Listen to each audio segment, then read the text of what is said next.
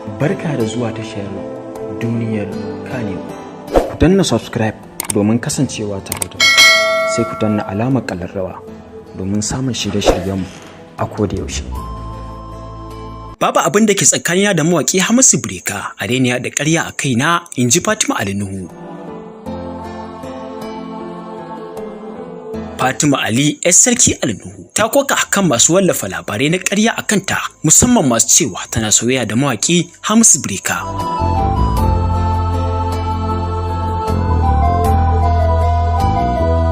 A 'yan kwanakin nan wasu shafuka musamman a dandalin YouTube suke ta wallafa labarai mabambanta da ke nuna cewa mawaƙi Hamisu Breaker na neman 'yar Sarki Ali Nuhu da aure, wanda su har hotunan akwatuna suke nunawa, da masu cewa an tsaye da ranar biki, sai masu cewa ya siya mata don ƙararriyar mota. Zantuka dai kala-kala na ƙirƙira da shaci faɗi.